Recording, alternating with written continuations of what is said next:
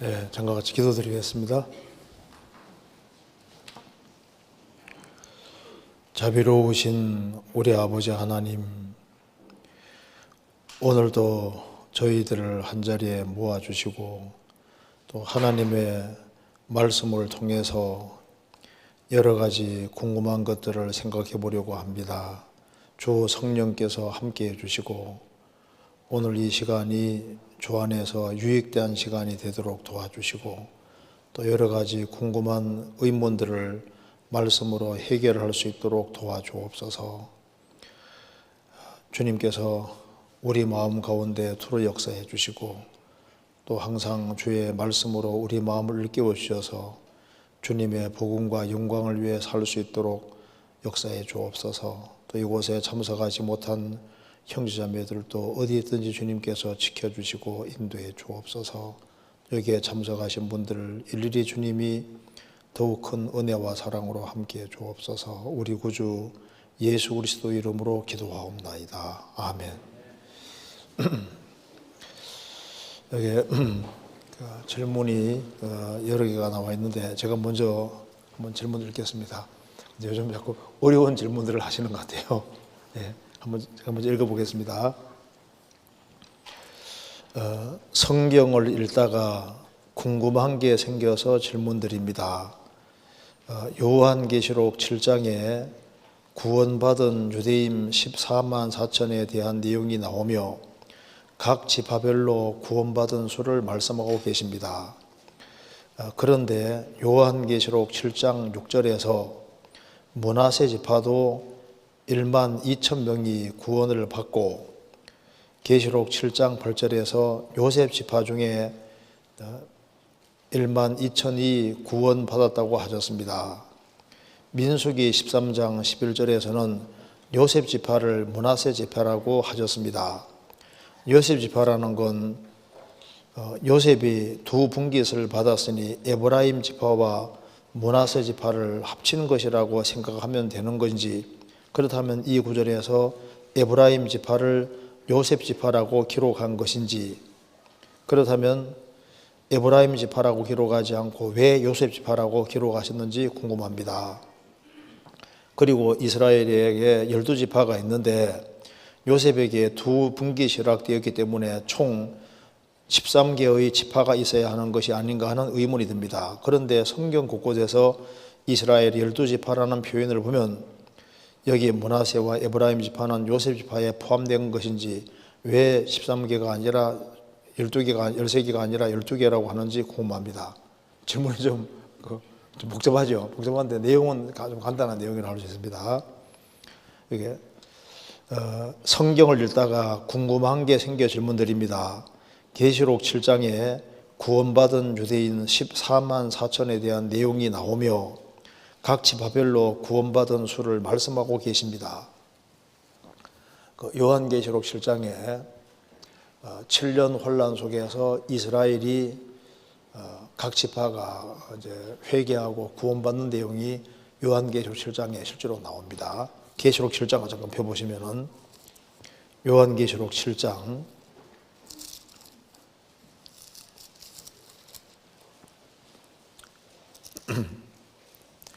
4절입니다. 내가 입맞은 자의 수를 들으니 이스라엘 자손의 각 지파 중에 입맞은 자들이 14만 4천이니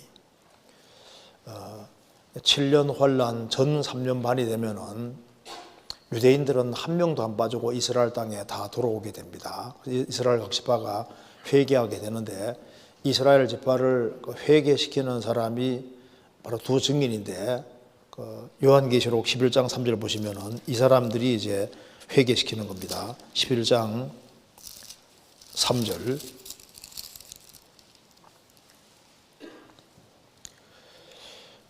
내가 나의 두 증인에게 권세를 주리니 저희가 굵은 베옷을 입고 1260일을 예언하리라. 이 두 증인이 바로 7년 혼란 속에서 이스라엘을 회개시키는 사람인데 1260일 3년 반 동안 전도해서 이스라엘의 14만 4천 명이 구원을 받게 됩니다. 이스라엘이 앞으로 구원을 받게 된다고 하는 성경 구절은 너무나도 많이 기록되어 있습니다.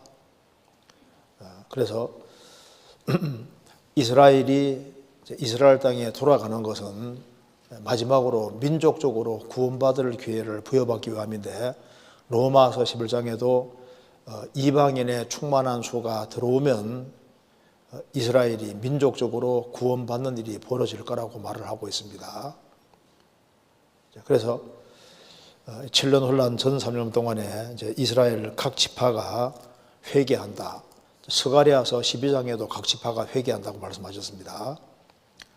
그런데 질문 내용은, 그런데 계시록 7장 6절에서 므낫세 지파도 1만 2천 명이 구원받고, 계시록 7장 8절에 요셉 지파 중에도 1만 2천 명이 구원받았다고 하셨습니다.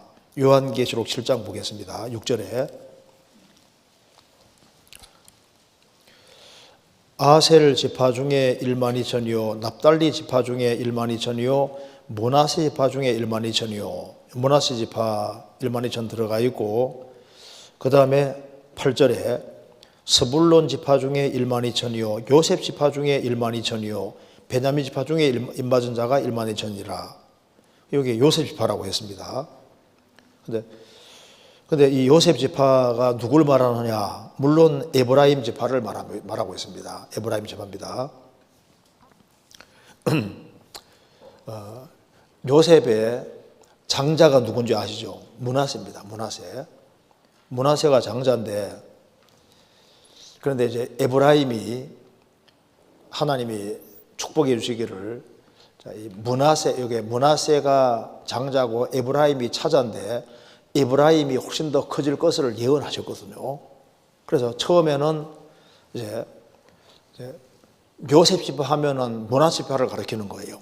근데 세월이 지나가면서 므낫세보다 에브라임 지파가 훨씬 더 강성해지고 커져서 이제 북이스라엘의 대표적인 지파가 에브라임 지파가 됩니다. 그래서 처음에는 이제 여기 이제 요셉 지파 하면은 누구가 가르치냐면은 므낫세를 가르쳤는데, 이제 점점 시간 지나가면서 에브라임 지파가 훨씬 커졌기 때문에 요셉 지파 하면은 누구를 가르치냐면 에브라임 지파를 가르치게 되는 거예요. 그래서 민수기 11장 13장 보시겠습니다. 민수기 13장 11절에 민수기 13장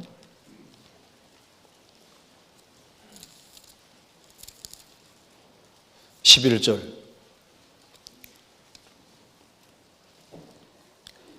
13장 11절, 요셉 지파 곧 므낫세 지파에서 수시 아들 같디오.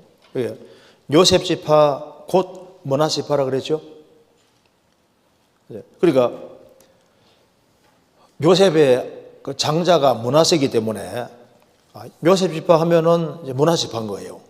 근데 이제 시간이 지나가면서 이제 에브라임 지파가 므낫세 지파보다 훨씬 강성하게 됐습니다. 그래서 이제 세월이 지나가면서 처음에는 요셉 지파 하면은 므낫세 지파인데, 세월이 지나가면서 이제 므낫세 지파는 작아지고 이제 에브라임 지파가 커졌기 때문에 요셉 지파 하면은 이제 에브라임 지파가 되는 거예요. 자, 그렇게 될 것이 이미 구약에도 이제 다 예언되어 있는데, 신명기 한번 찾아보시겠습니다. 33장. 신명기 33장 17절을 보겠습니다.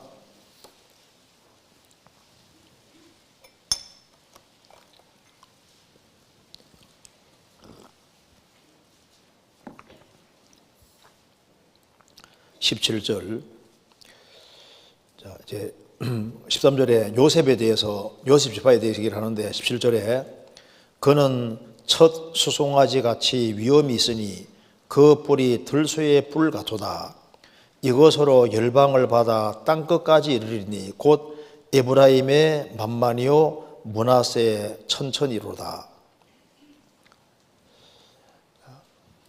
원래 므낫세가 장자인데 하나님께서도 축복해 주시기를 에브라임이 더 크게 될 것이라고 해서 요셉이 이제 므낫세와 에브라임을 갖다 놨을 때 손을 바꿨잖아요.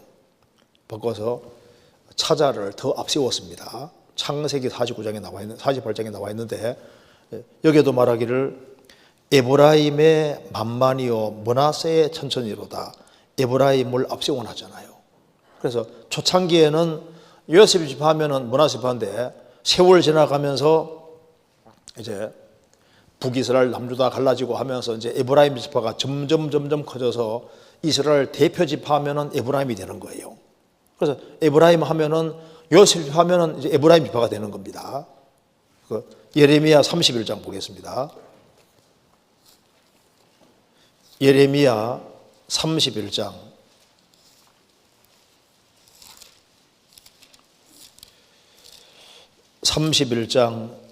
20절 이게 북이스라엘에 대한 말씀인데요. 이게 이제 20절에 에브라임은 나의 사랑하는 아들을 기뻐하는 자식이 아니냐.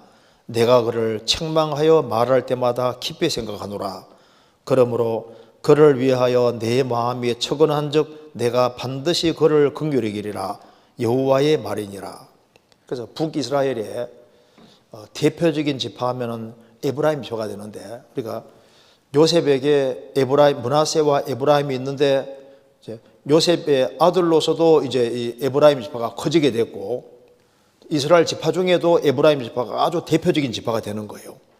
그러니까 여기 요한계시록에서 요셉 지파라고 하면은 누굴 말하냐면은 에브라임 지파를 말하는 것이 맞다 그 말입니다. 그래서 여기 이제 에브라임 지파와 므낫세 지파를 합한 것이라고 생각하면 되는 것인지, 그러니까 여기에 요셉 지파는 에브라임 지파를 말하고 있는 겁니다. 여기 이제 이 구절에서 에브라임 지파를 요셉 지파라고 기록한 것인지요? 맞습니다. 그렇다면 에브라임 지파라고 기록하지 않고 왜 요셉 지파라고 기록하신 이유가 궁금합니다. 방금 말한 대로 요셉은 이제 두 지파를 받았잖아요.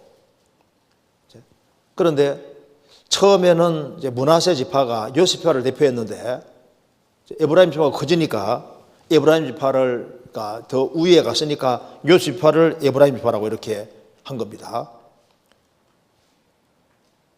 요셉이 이제 장자와 같은 역할을 했기 때문에 이렇게 기록한 것이 맞는 거예요.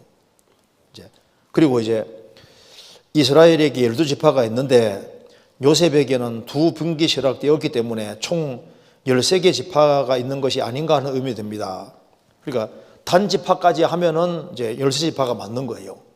근데 여기서는 계시록 7장에서는 단지파가 빠져 있잖아요. 그렇잖아요. 근데 단지파가 빠져 있는데 그런데 에스겔 48장 보시면요. 천왕국에는 단지파가 들어가 있거든요. 그래서 저번에 말씀드린 대로 이스라엘 12지파가 회개할 때 단지파는 회개하지 않고 있는 것이 맞습니다. 왜냐하면 그 회개하는 12지파 중에 단지파는 빠져 있잖아요. 왜 회개하지 않고 있을까?